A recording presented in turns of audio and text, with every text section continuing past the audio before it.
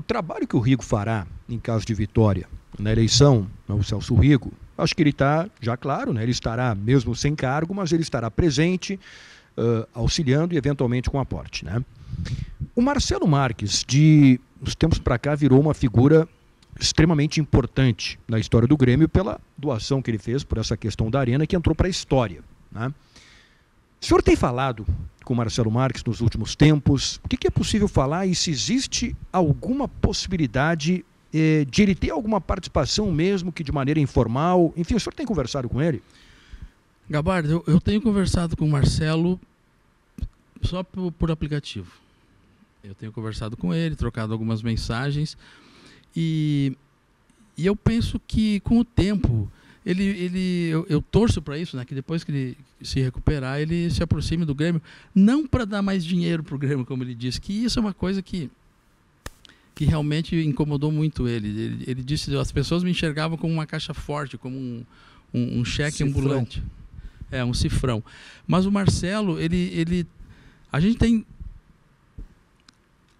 tem que dizer para o Marcelo 1 milhão de vezes que ele é uma pessoa que fez algo pelo Grêmio que ninguém esperava que alguém pudesse fazer e que foi uma coisa muito importante, porque esse imbróglio da Arena era uma coisa complicada e era o patrimônio do Grêmio jogado numa incerteza muito grande. E ele resolveu isso.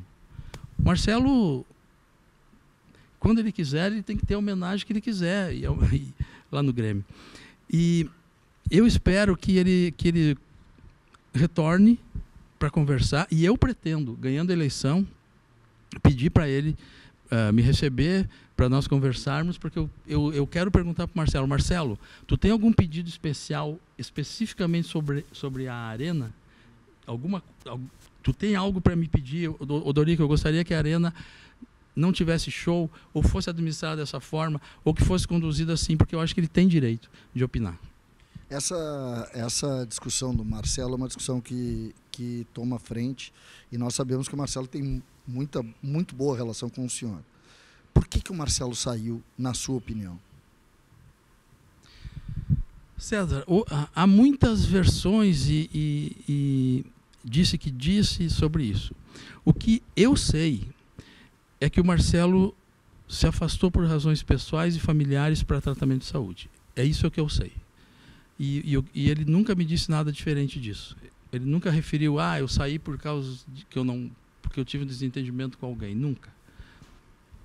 Porque a gente tinha um cenário muito claro da eleição, né? Quando o Marcelo Marques ia ser o candidato, se falava que praticamente seria aclamado presidente do Grêmio, né? E na medida em que ele acaba não participando mais do processo, o senhor acabou entrando também como um candidato, voltando a ser candidato. Como é que se deu essa mudança de planos?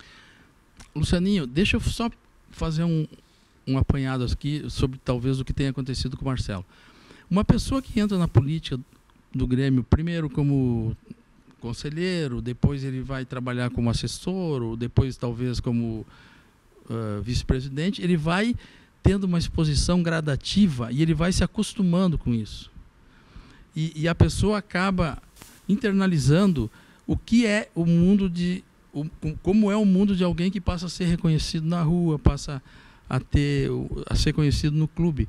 E o Marcelo, aconteceu tudo muito rápido. O Marcelo era um empresário que se dizia que era um empresário bem-sucedido e subitamente ele virou um ídolo da torcida do Grêmio. Eu penso que esse choque é um choque muito grande para acontecer rapidamente, assim, em dias. E talvez isso também tenha contribuído para ele ter sentido o efeito disso. Bem, o que aconteceu? Por que o Dorico é o candidato? Porque não se falava do Odorico candidato, se falava do Antônio Dutra Júnior, se falava do Marcelo Marques. Onde é que o Odorico voltou a ser candidato, como foi na eleição passada?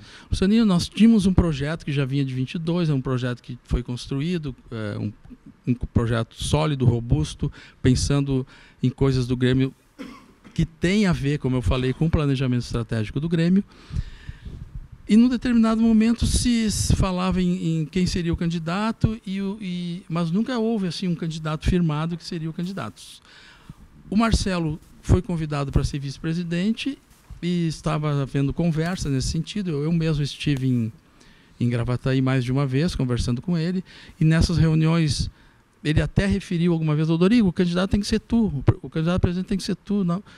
E as coisas foram acontecendo, até que aconteceu finalmente que o Marcelo entrou, depois ele se retirou, e quando o Marcelo saiu, esse núcleo de pessoas que estavam articulando a candidatura em torno desse projeto, nos reunimos para discutir quem seria o candidato a presidente. E houve um dia que o Celso Rigo foi lá em casa, conversamos bastante, e ele disse: Dorico, o candidato tem que ser tu, porque tu já tem a eleição passada, tu é uma pessoa mais conhecida, tu já foi dirigente campeão, Copa do Brasil, Libertadores, e o melhor candidato é tu. E aí fomos conversando e disse: olha, eu aceito, depois que a Tatiana deu o ok dela, eu disse: eu aceito se o grupo todo entender que é o meu nome. Eu não quero tirar a expectativa de ninguém. E aí nos reunimos no mesmo dia que o Celso Rigo almoçou comigo, nós jantamos lá em casa um grupo de pessoas e foi então batido o martelo que eu seria o candidato, aceitei a convocação, estou aqui e com bastante disposição para atacar esses problemas todos que o nosso querido Grêmio tem. O senhor espera ainda uma manifestação do Marcelo de apoio até amanhã? Eu sei que o prazo é curto, mas daqui a pouco uma manifestação, uma declaração de apoio dele? Marco, o Marcelo pediu mais de uma vez para não se envolver com a política. Eu nunca pedi para o Marcelo, durante a campanha, fazer nenhuma manifestação e nem vou pedir. E eu não espero que ele faça, porque eu entendo e respeito a posição dele de se afastar e cuidar da saúde da família dele.